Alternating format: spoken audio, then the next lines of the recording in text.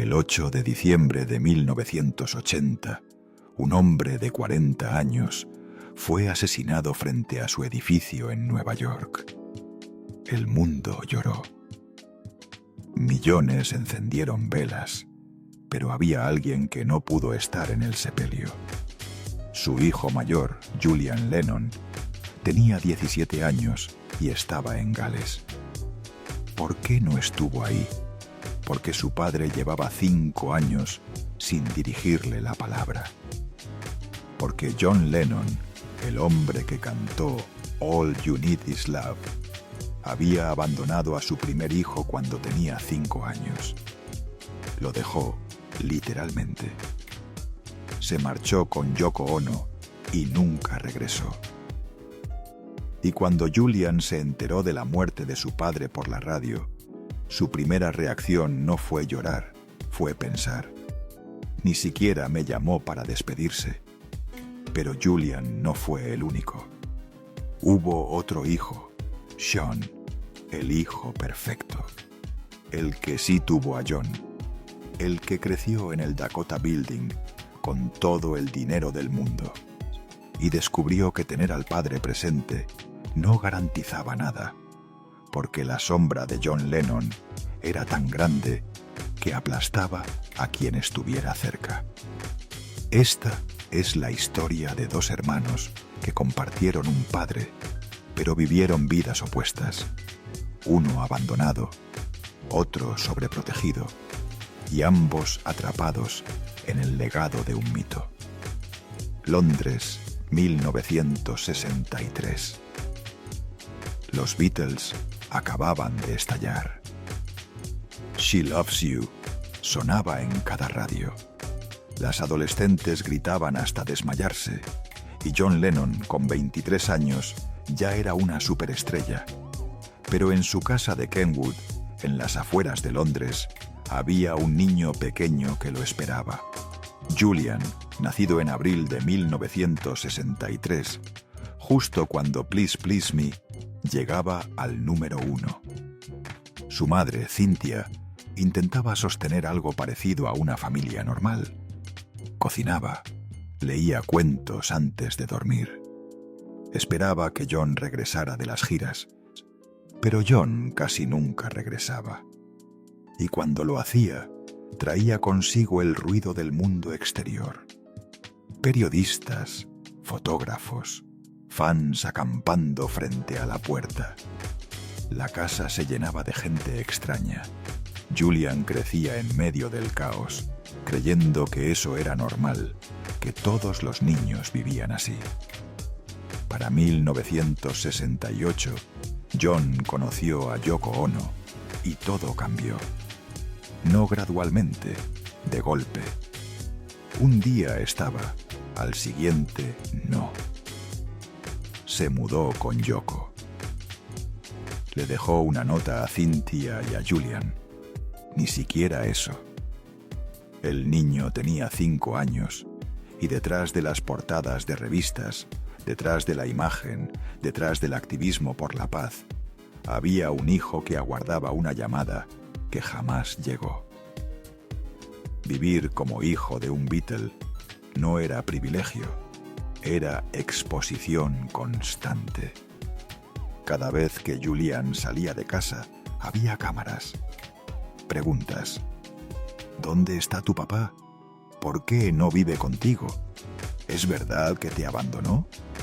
A los 7 años ya había aprendido a no responder, a bajar la mirada, a caminar rápido. Cynthia intentaba protegerlo. Le decía que papá estaba ocupado, que lo quería, que algún día volverían a estar juntos. Pero Julian leía los periódicos, veía las fotos de John con Yoko, con Sean, su nuevo hijo, nacido en octubre de 1975. El hijoso que sí tuvo toda su atención. Porque cuando Sean nació, John dejó la música, dejó todo, se convirtió en amo de casa, horneaba pan, cambiaba pañales, documentaba cada instante de la vida de Sean como si fuera una obra de arte. Y mientras tanto, Julian crecía en Gales, en una casa pequeña, sin saber cuándo volvería a ver a su padre. En 1976, Julian cumplió 13 años. John no llamó, no mandó regalo ni carta, nada. Julian pasó el día esperando, mirando el teléfono. Su madre le preparó un pastel, sopló las velas y comprendió que su padre había elegido, y no lo había elegido a él. Cada Navidad era igual, cada cumpleaños, cada momento importante de su vida. John estaba en otro lugar, con otra familia, con otro hijo, y Julian comenzó a preguntarse si había algo malo en él, si había hecho algo que justificara ese abandono. Si ser el primer hijo era una especie de error que John había decidido corregir con Sean. Pero nadie sabía lo que estaba por venir, porque en diciembre de 1980 todo cambiaría. Y Julian tendría que enfrentar la muerte de un padre que nunca llegó a conocer de verdad. Y Sean perdería al único padre que había conocido. Durante mucho tiempo, nadie se atrevió a hablar de lo que realmente ocurría dentro de la familia Lennon. Solo se contaba la versión oficial: el artista, el activista, el genio. Pero las verdades enterradas siempre encuentran un camino para salir. Si tú también crees que hay historias que merecen ser contadas sin miedo, sin romanticismos, sin mitos, suscríbete a Detrás de la Fama, porque lo que estás a punto de escuchar fue silenciado durante décadas y merece ser conocido. Después de la muerte de John, los abogados llegaron antes que el dolor. El testamento de John Lennon dejaba casi todo a Yoko Ono y a Sean. Julian recibió una suma simbólica, ni siquiera el 1% de la fortuna. Y no era solo el dinero, era lo que representaba. La confirmación final de que su padre nunca lo había considerado parte de su vida real. Cynthia, su madre, tuvo que pelear en tribunales durante años, no por codicia, sino por dignidad, por demostrar que Julian también era hijo de John Lennon, que también merecía algo, aunque fuera reconocimiento. Pero eso fue solo el principio, porque mientras Julian lidiaba con el duelo y los abogados, empezó a descubrir cosas. Cartas que John había escrito, pero nunca enviado. Grabaciones caseras donde hablaba de su verdadera familia. Entrevistas donde decía que Julian había sido un error de juventud. Nadie imaginaba lo que esas palabras harían en un adolescente que acababa de perder a su padre. Y lo que sucedió a continuación cambiaría para siempre la forma en que Julian vería su apellido, su historia y a sí mismo. En ese silencio lleno de abogados y testamentos, comenzó la segunda vida de Julian Lennon y la primera vida sin padre de Sean Lennon. Julian John Charles Lennon nació el 8 de abril de 1963 en el Sefton General Hospital de Liverpool. Su padre no estaba presente. Los Beatles tenían un concierto esa noche. Cynthia dio a luz sola, rodeada de enfermeras que le pedían autógrafos para sus hijas. Cuando John finalmente llegó al hospital, 2 días después, levantó al bebé, lo observó unos segundos y dijo: «Es idéntico a mí». Luego lo devolvió a Cynthia y se marchó. Tenía ensayos. Ese fue el patrón durante los primeros 5 años de vida de Julian. Apariciones breves, ausencias largas. John llegaba de giras internacionales con juguetes costosos que Julian apenas entendía. Un tren eléctrico alemán, una guitarra acústica en miniatura, regalos de culpa envueltos en papel brillante. Julian recuerda su primer recuerdo claro. Tenía 3 años. Estaba en el jardín de Kenwood y vio a su padre a través de la ventana del estudio. John estaba componiendo con los auriculares puestos, completamente absorto. Julian golpeó el vidrio. John levantó la vista. Paul le hizo un gesto con la mano y siguió escribiendo. Esa imagen, su padre al otro lado del vidrio, inalcanzable, definiría su infancia. Paul McCartney, paradójicamente, pasaba más tiempo con Julian que John. Paul lo llevaba en su coche, le enseñaba acordes básicos, le cantaba canciones. Y en 1968, cuando John dejó a Cynthia, fue Paul quien condujo hasta la casa para ver cómo estaba el niño. En ese viaje de 1 hora compuso Hey Jude. La canción era para Julian. Hey Jules, don't make it bad. Un intento de consolar al hijo abandonado de su mejor amigo. Julian tenía 5 años cuando escuchó esa canción en la radio por primera vez. No entendió que era sobre él, solo supo que le gustaba, que lo hacía sentir acompañado.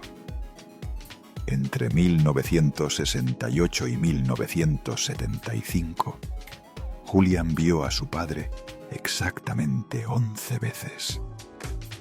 No en cumpleaños, no en navidades. 11 encuentros casuales, casi siempre con cámaras presentes, donde John posaba para fotos, pero apenas hablaba con él. En 1971, Julian tenía 8 años y vivía en una casa pequeña en Ruthin, Gales del Norte. Cynthia había recibido una cantidad mínima en el divorcio, solo 100.000 libras, y esa casa, porque los abogados de John argumentaron que ella había sido infiel, una mentira que los tribunales creyeron. Julian asistía a una escuela pública normal, nada de colegios privados, nada de lujos. Cynthia trabajaba dando clases de arte para pagar las cuentas, y cada vez que alguien en la escuela mencionaba que su apellido era Lennon, Julian decía que era una coincidencia, que no tenía nada que ver con ese John Lennon, porque admitirlo significaba enfrentar las preguntas, y las preguntas siempre dolían. En 1973, John concedió una entrevista a Rolling Stone donde habló de su hijo no planeado. Dijo textualmente: Julian fue un accidente. Cynthia y yo no estábamos listos. Yo tenía 22 años y no sabía qué hacer con un bebé, así que hice lo que pude y luego seguí adelante. Esa revista llegó a la casa de Julian. Cynthia intentó esconderla, pero un compañero de clase se la mostró en el recreo. Le leyó el fragmento en voz alta frente a otros niños. Tu papá dice que fuiste un accidente. Julian tenía 10 años. No lloró, no gritó, simplemente asintió y se alejó. Pasó el resto del día sentado en el baño de la escuela, preguntándose si su existencia entera había sido un error. Pero lo peor vino después.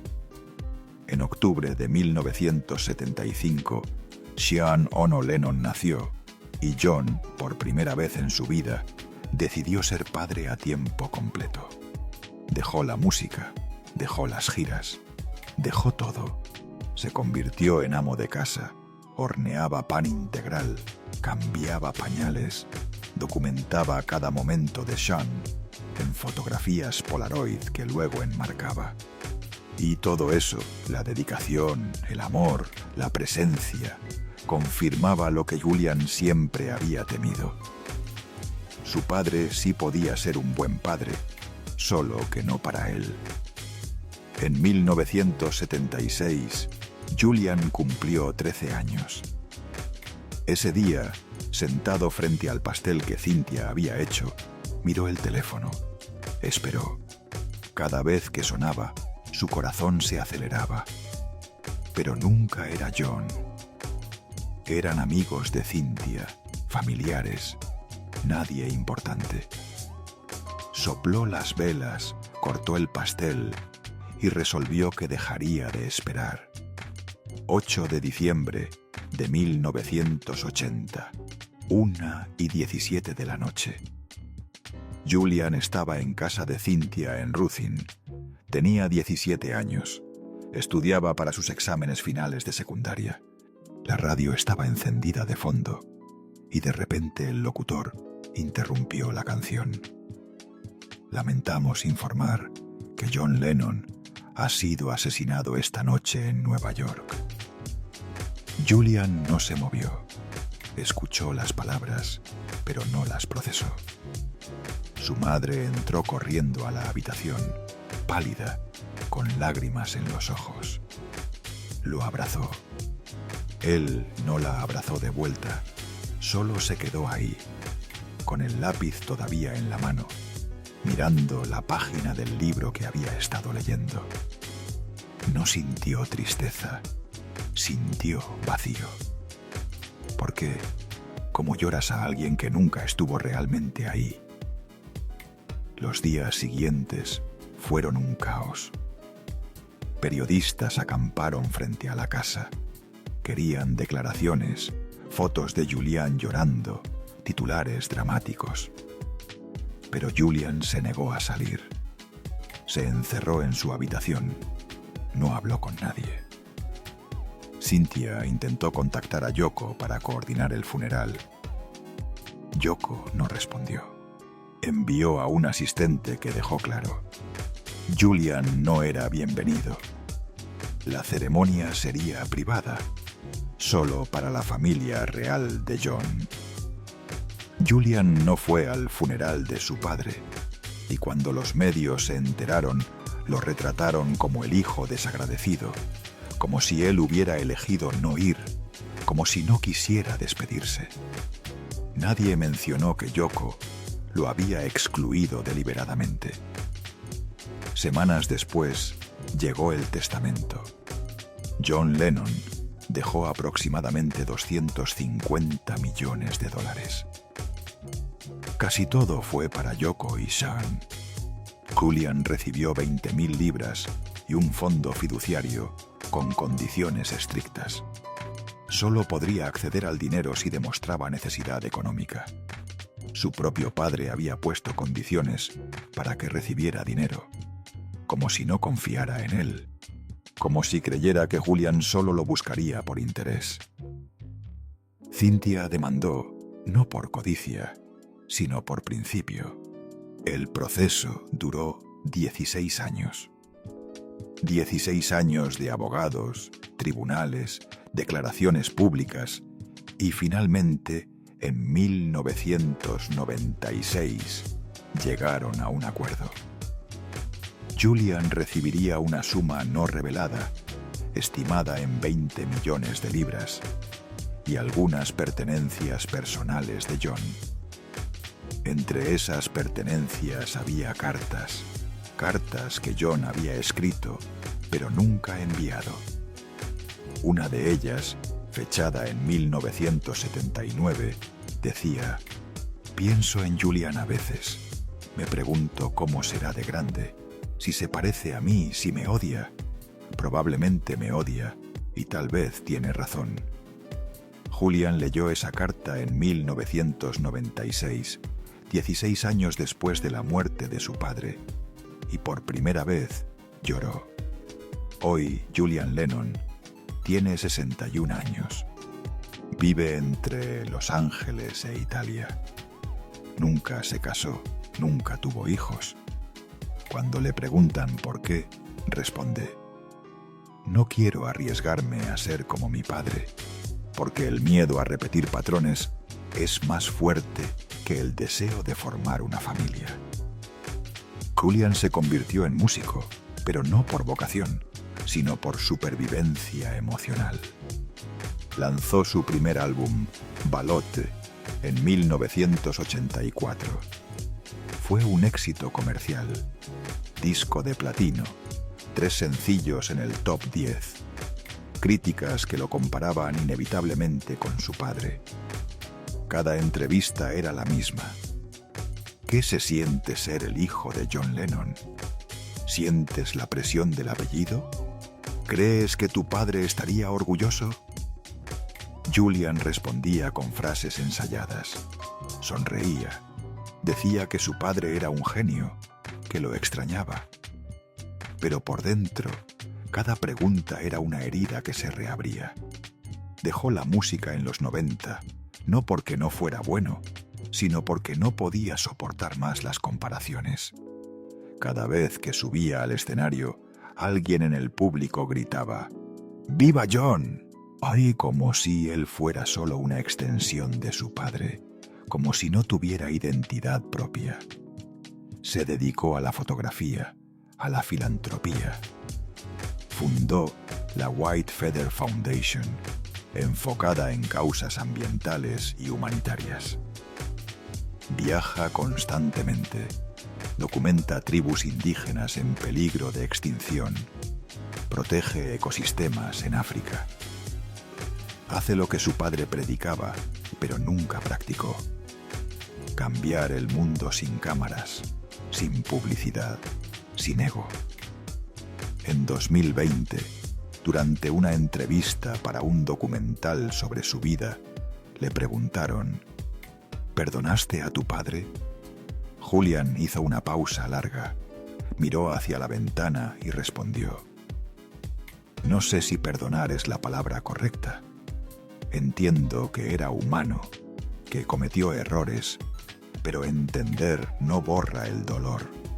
Puedes comprender por qué alguien te abandonó y aún así sentir que te abandonó. Las dos cosas pueden ser ciertas al mismo tiempo.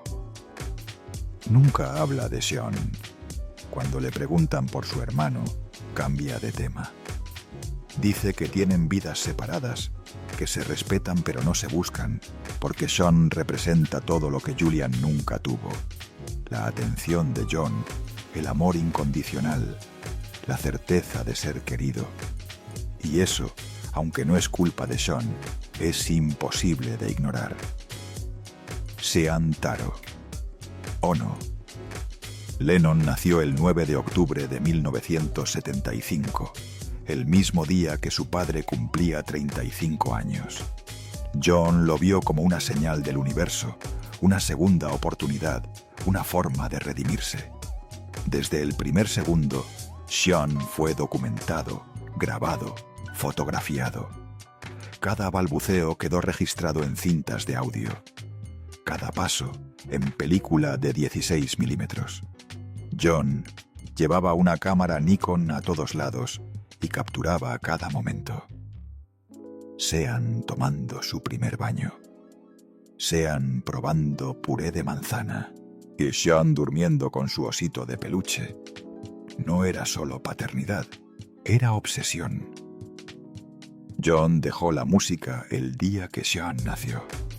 Literalmente canceló sesiones de grabación, rechazó contratos millonarios, dijo públicamente: he sido estrella de rock durante 15 años.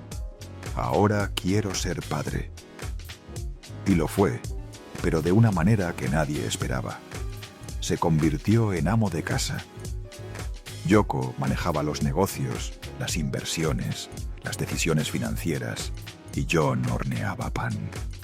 Preparaba comidas orgánicas, leía cuentos antes de dormir, cambiaba pañales cantando canciones inventadas en el momento. Para el mundo exterior era una imagen revolucionaria. John Lennon, el rebelde, rechazando la fama por la paternidad. Pero para Sean, eso era solo su vida. Su papá, que olía a harina y siempre tenía las manos manchadas de pintura porque pasaban las tardes dibujando juntos.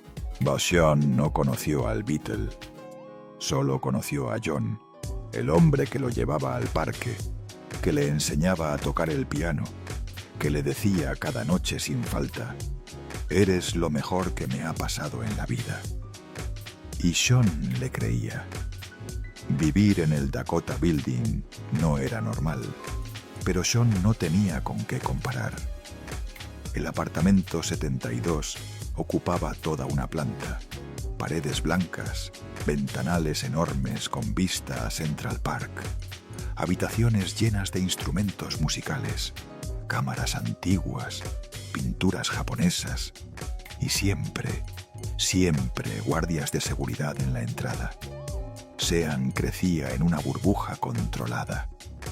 No iba a escuelas públicas, no jugaba con niños del vecindario.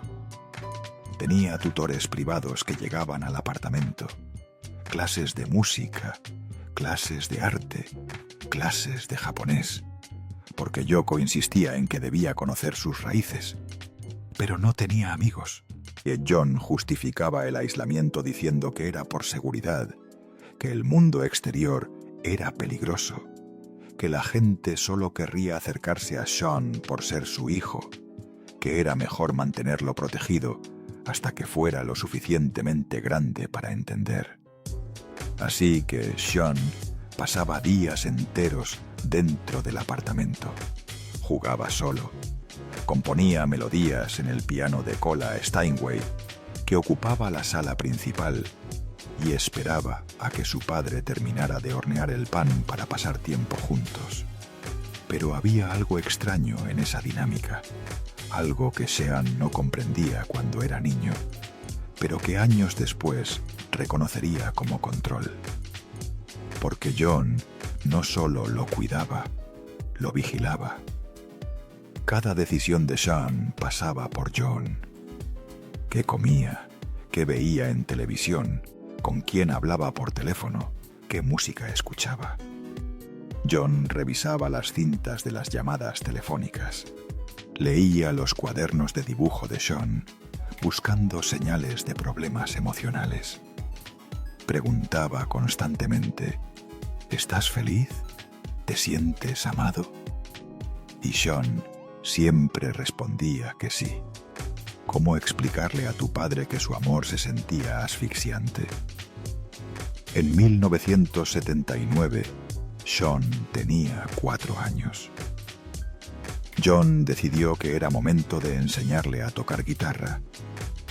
Compraron una Gibson acústica de tamaño infantil. John le enseñó los acordes básicos de Give Peace a Chance. Sean los aprendió en 2 días. John lloró de orgullo, lo grabó en video, llamó a amigos para presumirlo, y desde ese momento esperaba que Sean tocara cada vez que había visitas, como si fuera una exhibición. Sean aprendió que complacer a su padre era la manera de recibir el afecto. En octubre de 1980, Sean cumplió 5 años. John organizó una fiesta privada en el apartamento. Invitó a unos pocos amigos cercanos. Yoko preparó un pastel de té verde y John le regaló a Sean algo inesperado: una grabación. Era un casete con canciones que John había compuesto para él. Canciones que nunca publicaría, solo para Sean. La primera se llamaba Beautiful Boy. John la tocó en vivo, sentado en el suelo del apartamento con Sean en su regazo.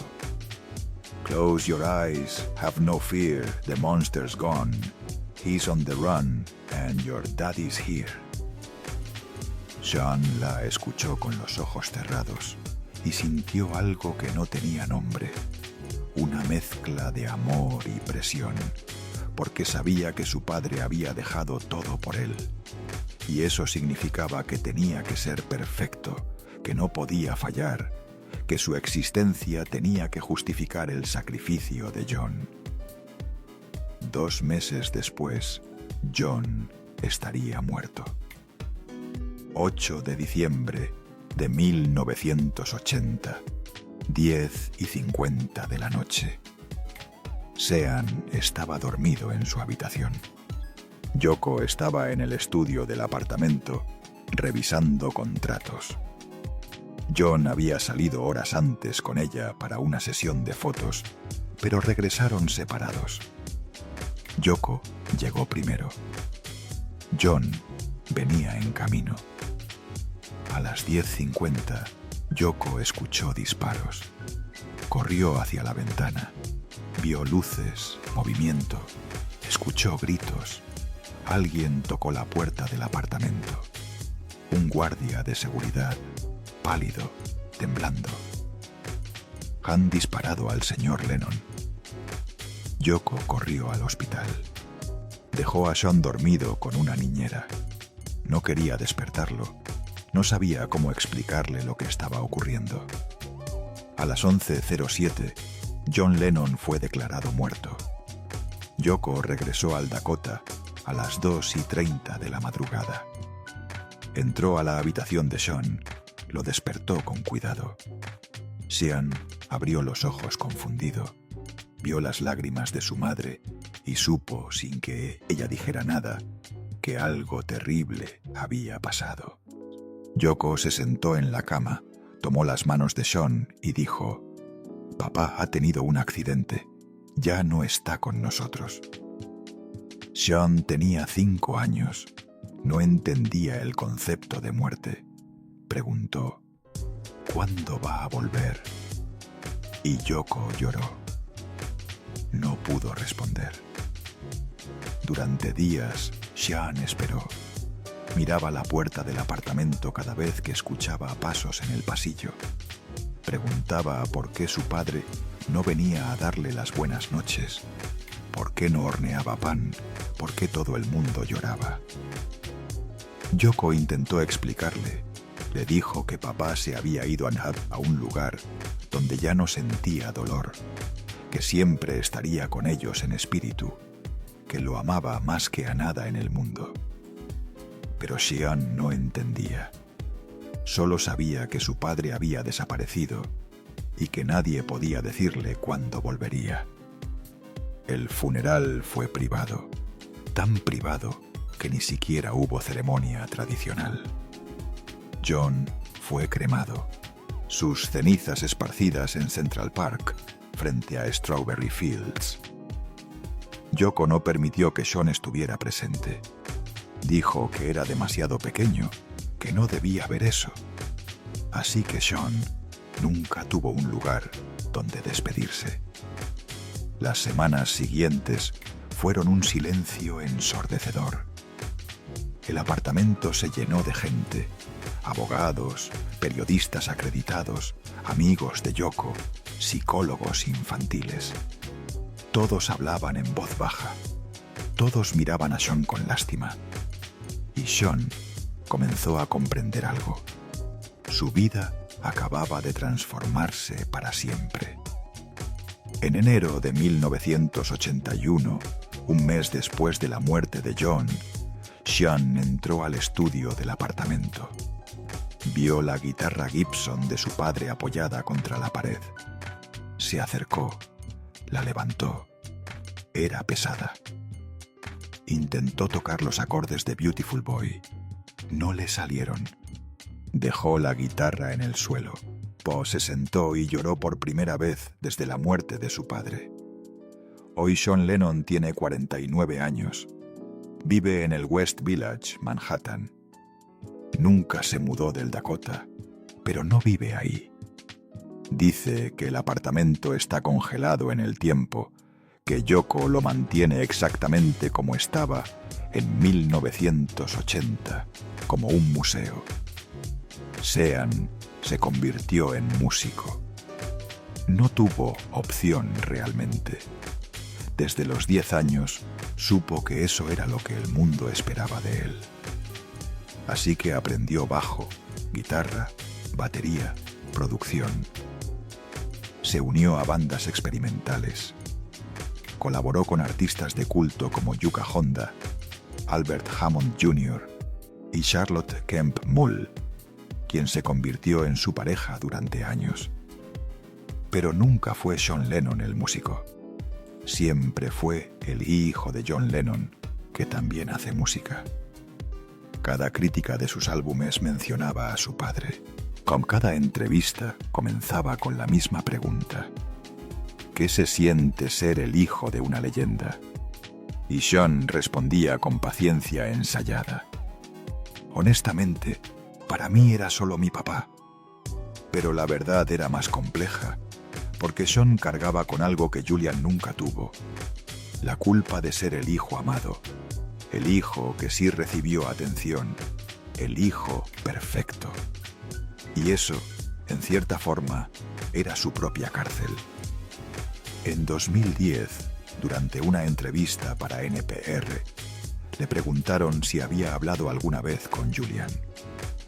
Sean hizo una pausa y dijo: lo he visto algunas veces en eventos familiares, funerales, cosas así, pero no tenemos una relación real, y eso es complicado, porque sé que él sufrió. Sé que mi padre no estuvo para él de la forma en que estuvo para mí, y no sé qué decirle. No puedo disculparme por algo que no hice, pero tampoco puedo ignorar que mi existencia le recuerda todo lo que no tuvo.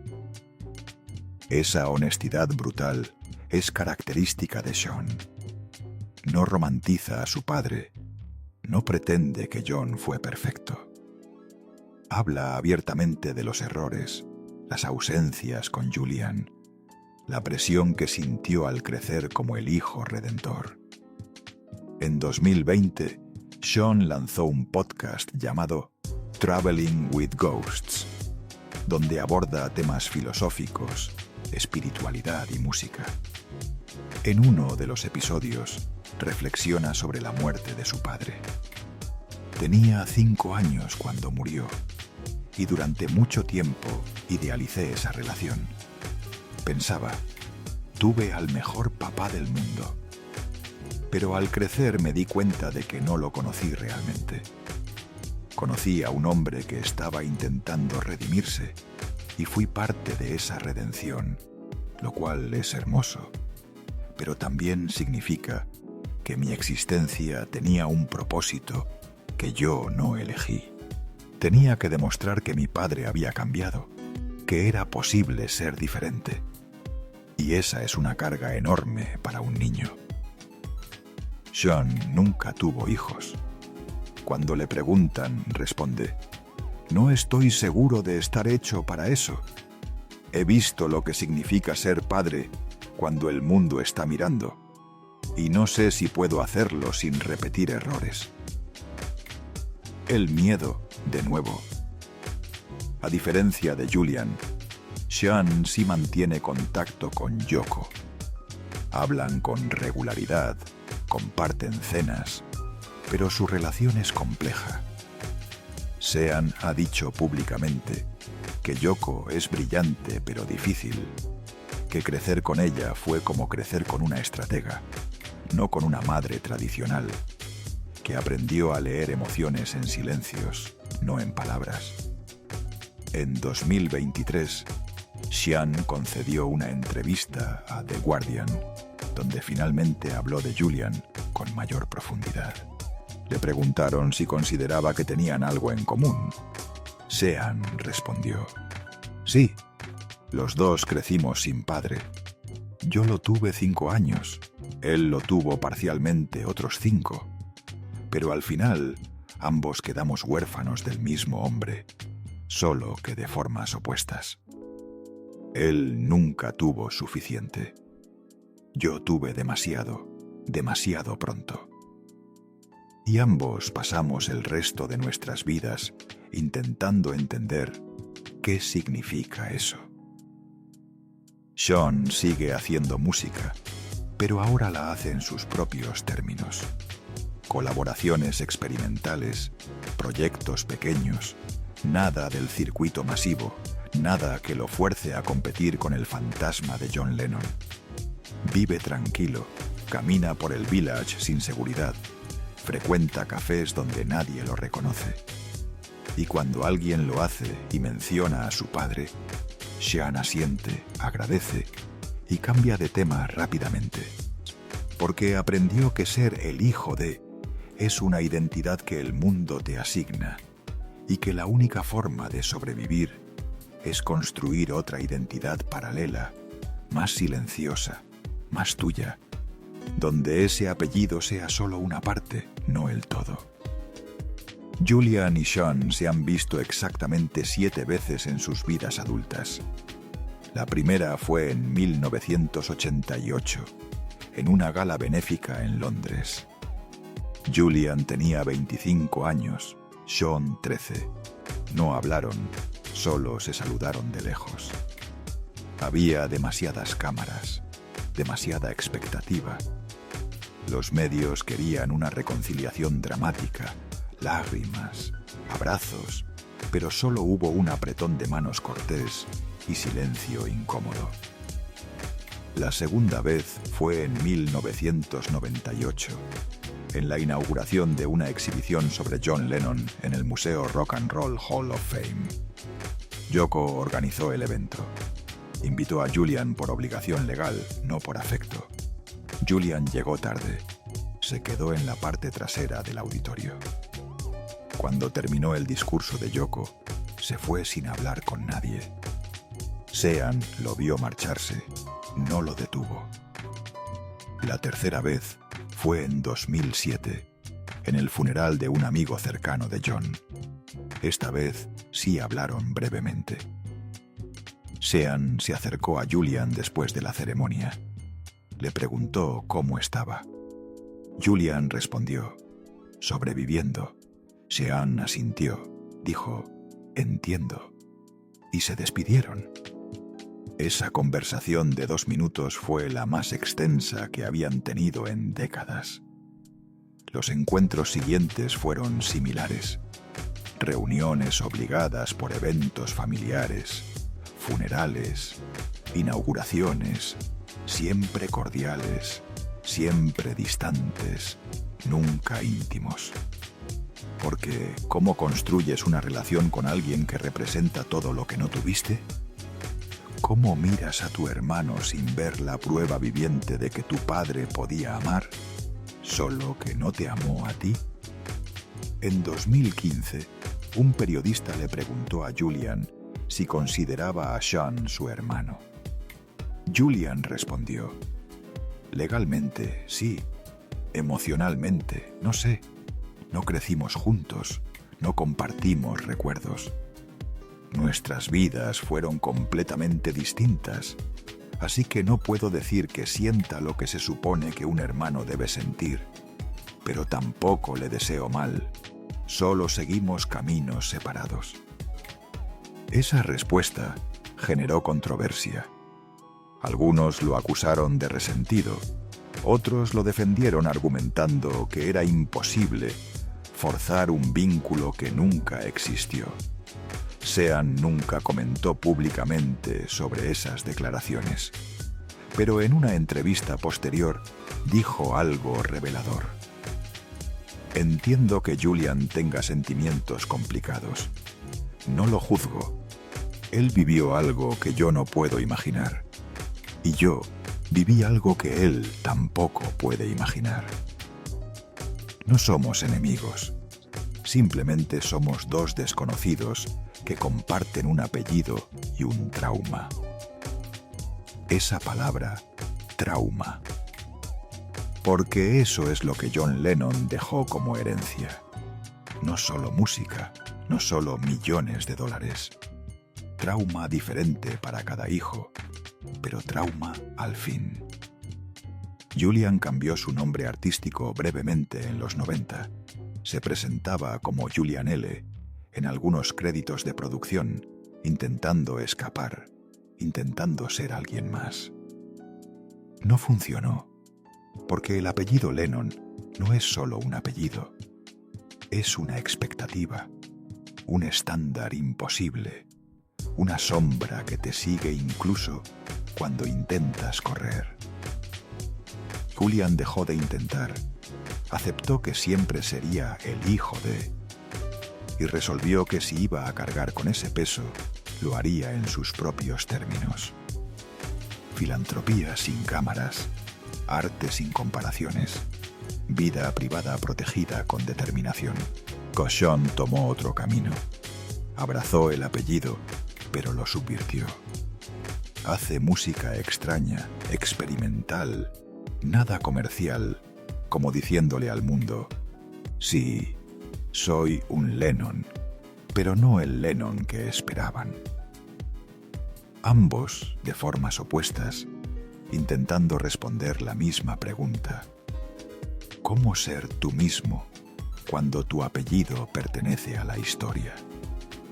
En 2018, en el aniversario número 38 de la muerte de John, un periodista preguntó en Twitter: ¿qué creen que John Lennon pensaría de sus hijos hoy? Julian respondió con un solo tuit: espero que estaría orgulloso, pero honestamente nunca lo sabré. Sean no respondió, porque algunas preguntas no tienen respuesta y algunas heridas nunca cierran del todo. Solo aprendes a vivir con ellas, a integrarlas, a convertirlas en parte de quien eres. Julian tiene 61 años y sigue sin tener hijos.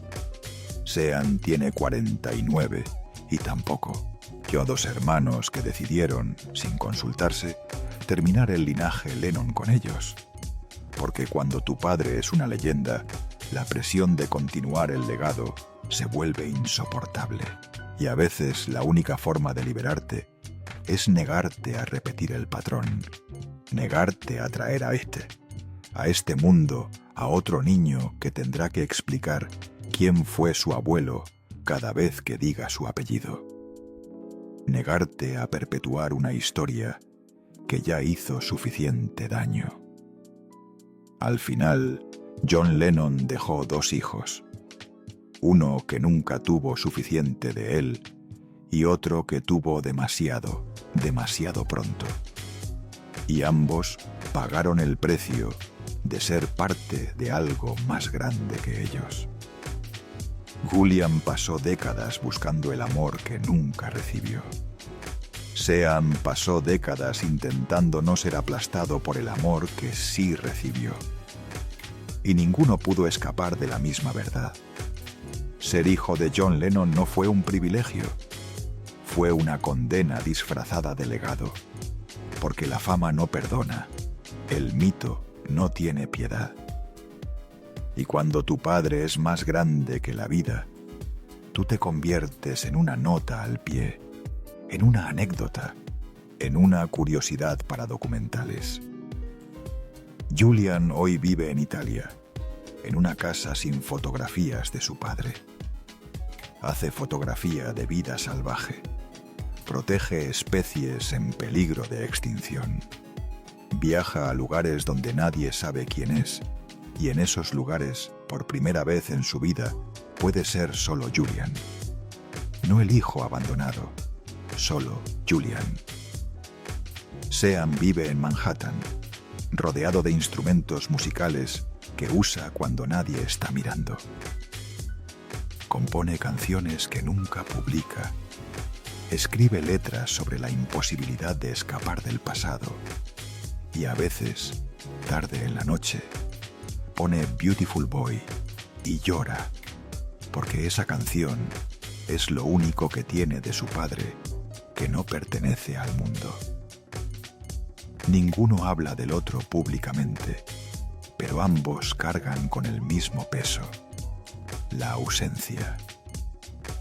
Julian, la ausencia de un padre que nunca estuvo. Sean, la ausencia de un padre que estuvo demasiado poco tiempo. Y en algún lugar, en el espacio entre esas 2 ausencias, está la verdad.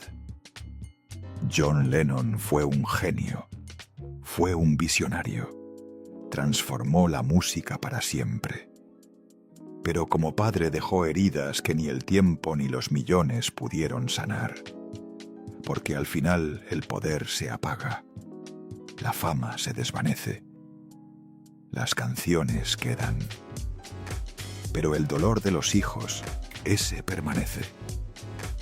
Si crees que aún quedan verdades enterradas entre las sombras de la fama, historias sobre el precio real del estrellato, Entonces, tienes que conocer lo que les ocurrió a los hijos de Kurt Cobain, porque lo que le sucedió a Frances Bean Cobain fue aún más silenciado. Una niña que perdió a su padre antes de siquiera conocerlo, que creció siendo la heredera de un dolor que nunca eligió y que tuvo que decidir a los 13 años si quería ser la hija de o alguien completamente distinto. Suscríbete a Detrás de la Fama para no perderte esa historia, porque lo que viene también fue ocultado durante años. Frances Bean Cobain tenía 20 meses cuando su padre se encerró en el invernadero de su casa en Seattle y se quitó la vida. Ella no recuerda nada de él, ni su voz, ni su olor, ni cómo era abrazarla. Solo conoce al mito y pasó su vida entera luchando contra la idea de que su existencia tenía un propósito: mantener vivo el legado de Kurt Cobain, ser la guardiana de Nirvana, la embajadora del grunge, la prueba de que Kurt fue un genio, pero también fue padre. Pero Frances no quería cumplir ninguno de esos roles. Quería ser invisible. Y cuando cumplió 18 años y heredó $115 millones, junto con los derechos de las canciones de su padre, tomó una decisión radical: desaparecer. Cambió su apellido, abandonó Seattle, se negó a hacer música y le dijo al mundo, sin palabras, que no iba a ser su rehén. Pero el fantasma de Kurt Cobain no desaparece tan fácilmente, porque aquellas verdades silenciadas finalmente encontraron su voz. Y si quieres escucharlas, ya sabes dónde encontrarnos. Dale clic en suscribirte a Detrás de la Fama y activa la campanita para no perderte ninguna historia.